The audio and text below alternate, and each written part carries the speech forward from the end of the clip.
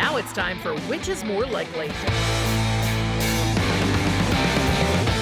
Welcome back to the Ultimate Dallas Sports Show. Time now for Which is More Likely, a very simple game, Mike, where I present a series of statements to you and Saad, and it's your goal to analyze and give me a reason. Which of the two is more likely? Sounds simple? That's because it is. Don't complicate it. All right. In honor of one of Jason Kidd's best sound bites from the past week, which is more likely? Luka Doncic becomes a 4-time NBA champion, or the Mavs win at least one title in the next 86 years? For those curious why I'm asking this, Kidd compared the Luka trade to the curse of the Bambino, and this would be the equivalent for Luka and the Mavs. So Saad, start us out here. Which side of this do you believe is more likely? Yeah, I'm going to go with Mavs winning once in the next 86 years. Okay. I think there will be multiple ownership changes, and I believe Nico Harrison won't be the GM 85 years from now, so that gives them a chance in the 86th year. Okay, Mike, what do you think? Yeah, I mean, listen, the odds are this isn't going to be another curse of the Bambino, so yeah, probably the Mavs get one in the next 86 years, but that soundbite was something else. That's one way of putting it. All right, next up, I want to poke at two of the most recent records set in sports. Which is more likely to be broken in the future? It could be at any point in the future. LeBron's scoring record in the NBA or Ovechkin's goal record. Mike, what do you think here? I guess I can't go neither. That's right. Granted, this isn't no fence riding, so I'm not going to hold you to account. But yeah, wow. I guess LeBron's is more likely to be broken because I don't know. Austin Matthews has got a shot at Ovechkin, so yeah, I guess Ovechkin's likelier to go down because I don't know who's on track really to catch LeBron. I don't think anybody's currently on track to chase him down. So just based on that, I'll say Ovechkin. Saad?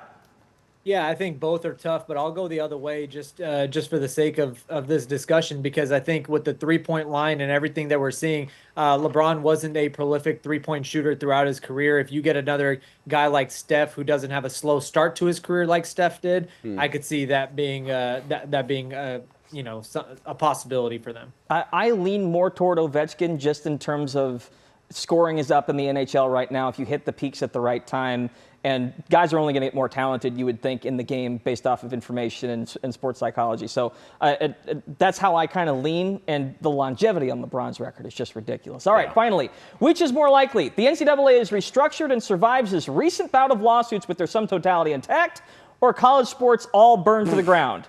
For a little bit of backstory here, athletes have sued the NCAA in a nearly $3 billion class action lawsuit for both direct payments between school and athlete and retroactive compensation for their time in college athletics. Saad, how do you see the future of the NCAA playing out?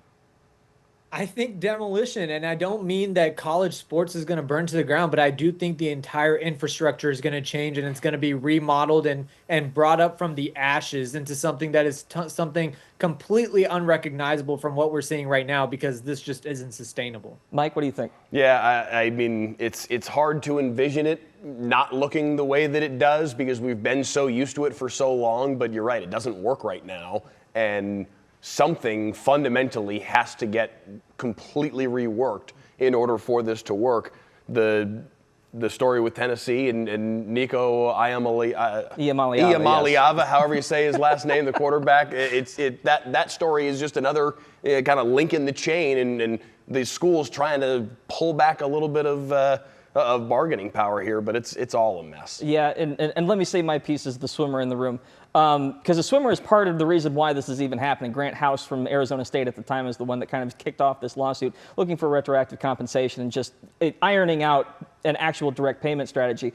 But part of the frustration with this has been funding toward football and funding toward basketball, the two predominant powers, has helped buoy a lot of these smaller programs across the country. And what you're essentially doing right now is there will be roster limits in the future, like the swimming rosters have already been cut by 2 moving forward this summer, and that's going to have a trickle-down effect on every team. And to some degree, it will impact it already this year, but when these smaller programs lose funding because football teams take all of it for themselves or basketball teams take all of it for themselves, not that they don't deserve it because that's the revenue that they provide, then that's the discrepancy. It's like you're giving people what they're worth, but you're also losing so much value in the rest of the university as far as sports goes. That's my take. It's really frustrating that we're going through this. It's hard not to wonder where Title IX goes in all of this. Well, they already said Title IX does not impact this ruling, so it will not be equally distributed between men's and women's sports, and that's going to be Huge discrepancy. It absolutely is.